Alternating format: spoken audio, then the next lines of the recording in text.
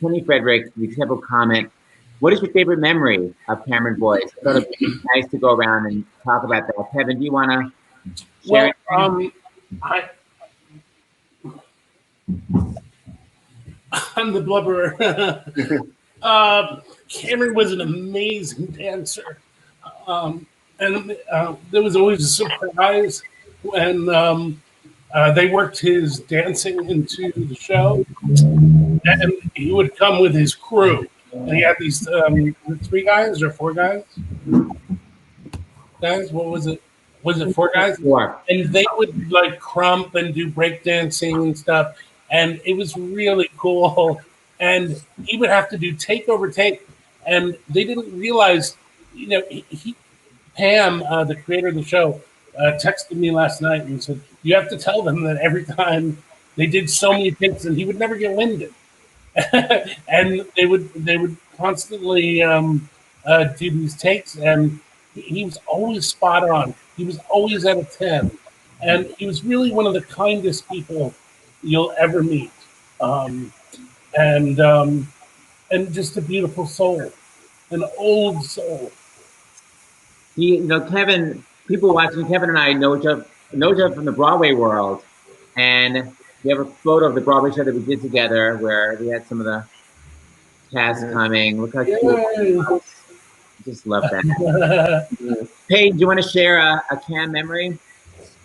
Oh my gosh. I'm just thinking of so much in general. I mean, we all did school together every day on set and clean cakes. And I mean, we spent every moment together. And when I think about my high school experience, it was only with these guys.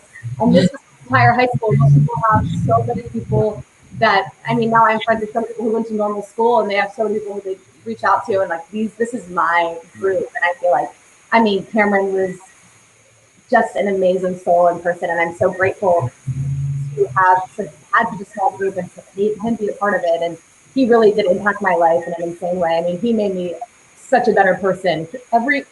He would teach me. He was younger than me, and he would teach me something every day. And I mean, he'd be like, "Hey, what are you doing? Why are you giving into that? Just grow up." And so it's funny. He really, like Kevin said, he really is an old soul, and he taught me so much. I want to just remind people that he has a foundation. It's the Cameron Boyce Foundation. And what I love is that it's, like Kevin said, it's for spreading kindness, ending gun violence, clean water, and in addition, they advocate for epilepsy awareness. So you can go to CameronBoyceFoundation.org. Karen, what about your memory? They also gave money to the Actors Fund. Yes, that's what's wonderful is that they actually, so we're raising money for the Actors Fund. Cameron Boyce Foundation actually donated money already to the Actors Fund, which is really incredible. That's how much money that they have now that people are giving that they're able to donate to other organizations. Karen, what's your favorite Cameron memory? I mean, that's really tricky because, as cliche as it sounds, like there's so many. But I think my favorite moments with Cam were, we'd spend a lot of our lunches together. Like hanging out in our dressing rooms, or anytime we had like breaks, we were always like two peas in a pod, and so we were always just hanging out together. But I guess just spending time in our dressing rooms together and just like talking about what we wanted to do in the future, and I guess just figuring life out together. Like that we were so close in age that we were both kind of just going through the same experiences and helping each other figure it out. So I think like that's just any of those smaller moments are probably my favorite ones with Cam. Sounds like he was kind of like your real life brother, as well as your TV. Yeah. I mean, that's the thing is like my parents called him son, and Libby and Vic, they're like parents to me, and I'm very privileged that they also call me son. So it's very much like family between, not just like and that extends outside of our own parents. Like Peyton, I've known since like 10 or 9. Yeah.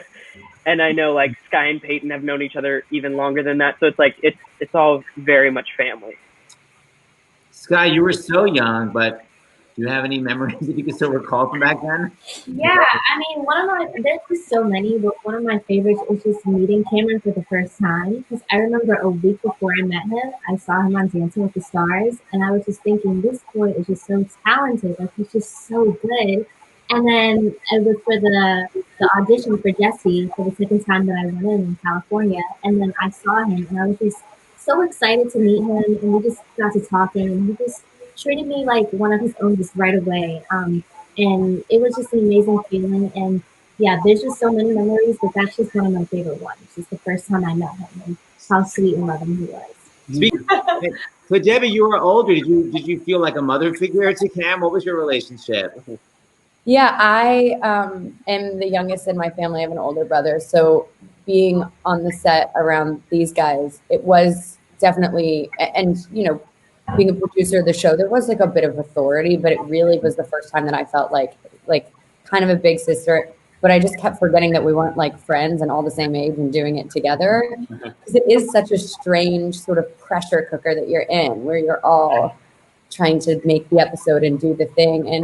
And Cam, I would say, so distinctly, like he could be casually like making a sandwich and would just sing and you'd be blown away. And like he would just be joking and doing a bit and dance and you would be like, how do you have that control of your body? And so if they give him physical comedy or stunts or sort of vocally, tonally, he could just make everything funnier because he was deeply skilled at the things. And there were times where, of course, when Disney Channel heard Cameron sing, they were like, oh, I want to do that.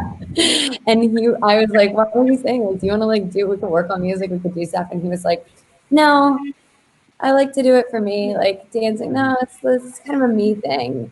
And I think he became so aware at such a young age of the fact that people like turn people into heartthrobs and it becomes not about the thing. And he cared so much about artistic expression that he wanted to protect it and protect its integrity. And I just always remember really admiring that about his character, and sort of like leaning against what the easy path would be or what the sort of glamorized path would be so that he could have it for real in a way that really impacted people. And I also remember during the third season, my mom was battling cancer and we weren't really vocal about it. We didn't really talk. So I would like go to chemo with her after work and then I would come back and whatever and come to work. And sometimes people would be like, oh, tired, late night, like making jokes or whatever. And I would just be like kind of fragile, but never like shared about it. And it started to be, it was like, you know, we were all sort of older. So the first like season, we were all just scooping each other up and like hugging and like nuggies and like just playing around. And then the little bit older that we got, we all sort of just did our own things, but we were still like hanging and friends.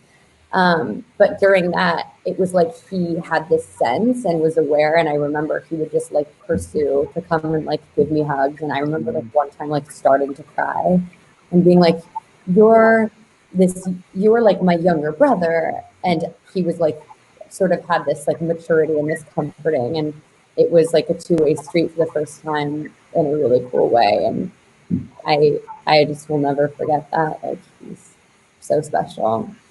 Sounds very